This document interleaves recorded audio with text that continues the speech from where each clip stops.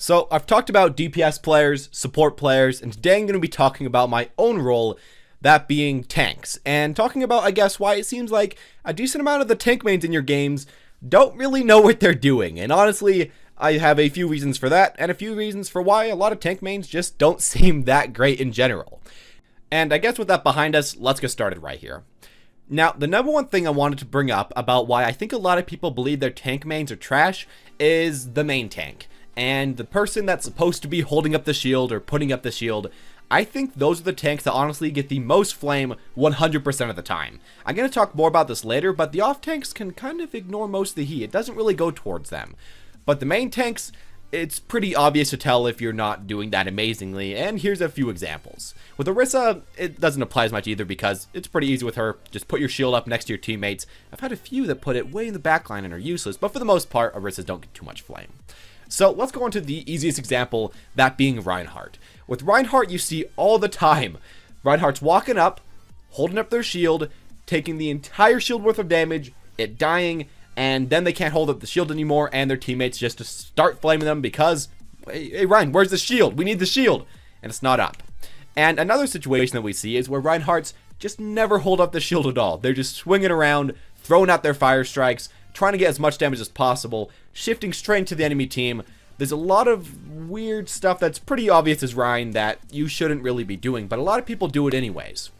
I think a problem about a lot of the main tanks is that it's very easy to forget that your job is to hold up his shield in a lot of cases. And when you're up close, right next to the enemy DPS, right next to the enemy supports, you oftentimes think, hey, I can probably finish these guys off. I mean, my DPS, they aren't doing that well this game, holding up a shield, giving them space. I don't know if that would do much, but I can get that kill right now.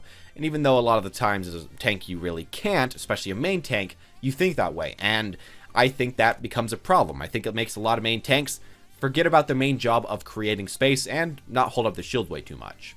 Now, I think another problem about a lot of tank players, especially Reinhardt players, is that they don't realize that you kind of have to cycle between having your shield up and hitting the enemies. If you're just holding your shield up and the enemies are not shooting at you, you're just wasting time and you're wasting a lot of damage on your shield. As well, a thing you kind of have to learn when playing Reinhardt and a few of these other shield tanks is that, yeah, you do have to know what damage to let through. I mean, if the enemies are just spamming a decent amount of like Soldier 76 shots and McCree shots that probably aren't going to kill anybody, you probably shouldn't be taking those. You should instead be saving your shield for when you actually need the space, when you actually need the shield. And yeah, it's something that's kind of hard to get used to, but if you can, you will be a much more effective tank player. And as well, again, yeah, don't go in by yourself. Just try to help your team out a little bit.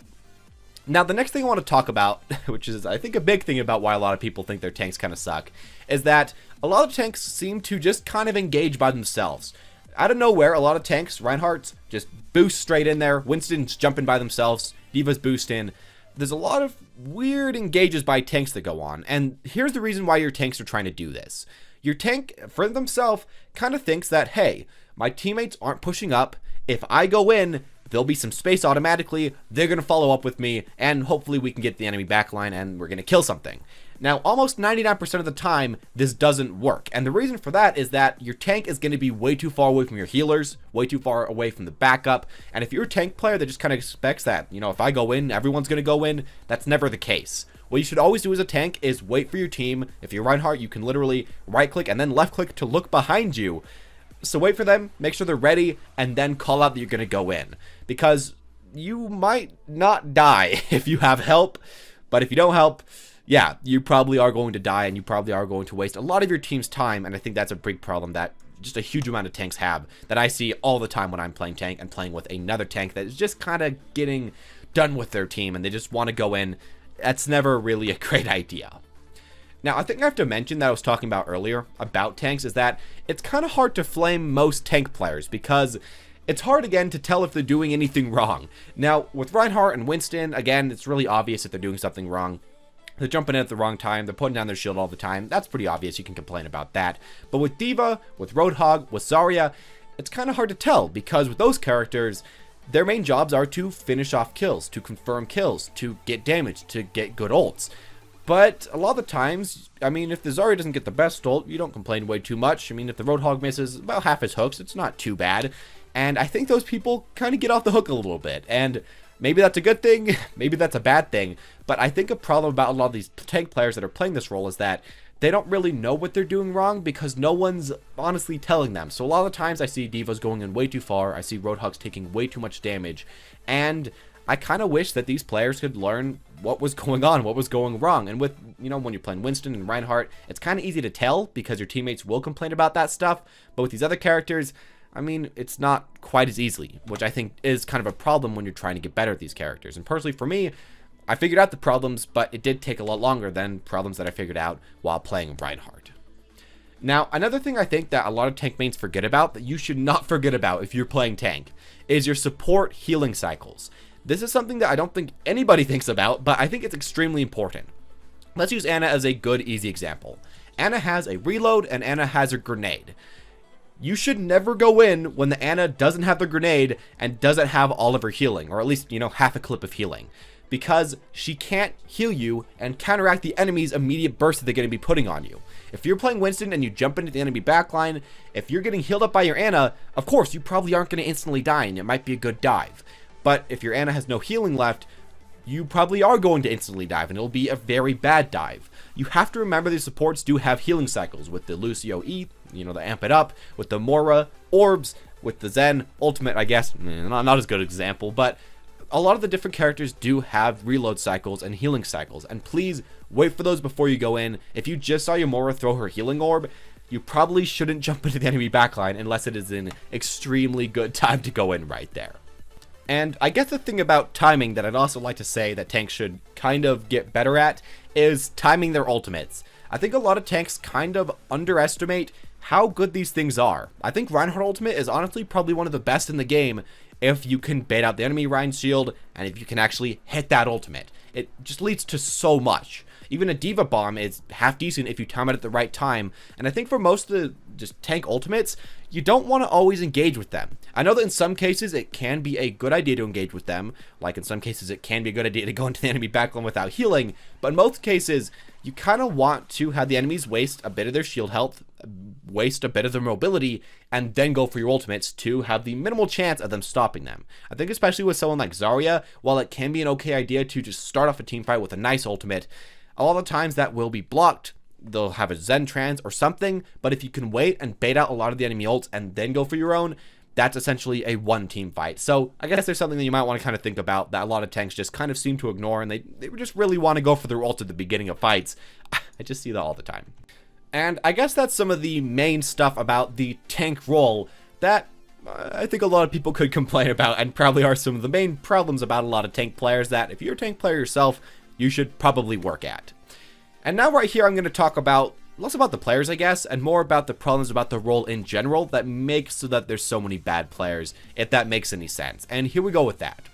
I think one of the first things I have to say about tanks, which makes them not the best players, is that you don't really have to be the best player in a lot of situations. If you get out a good enough amount of shields and a good enough amount of damage, you can be okay or even less than okay and stay at about the same elo that you're at, because tanks are just so strong and nobody wants to play them. And I think this just makes a situation where, you know, there's a lot of not great tank mains in higher elos, but I guess that's just kind of how it goes with them being so strong. And I wish that was something that would be different so that there was more, I guess, reason to try to become better at these characters. I guess another problem is that a lot of the tanks don't really have the highest skill cap.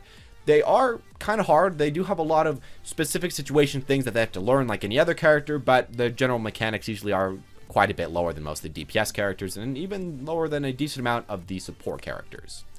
Now, another thing I should say that's kind of talking about why people can't get that great as this role, or why they don't really need to, is that you can be pretty bad with certain metas as well. And I think especially with the new meta that's coming out, more of a quad tank or more of a triple tank, you can have players that have never played tank before pick up this role. I mean, if they can aim, they can play. You stick in a ball and you just start whacking the opponents. And I was playing with my friend a few days ago, and we just started climbing extremely fast with that. He never plays any tank, but it still works. And I kind of dislike how that is, because whenever it's a triple DPS meta, people have to be half decent at that DPS, or maybe they should be replaced for a tank. But in this case, I mean, you don't have to be that great, and a lot of players won't be that great. And while a better tank main should always win, there's not that much reason, again, to try to become that much better of a tank main.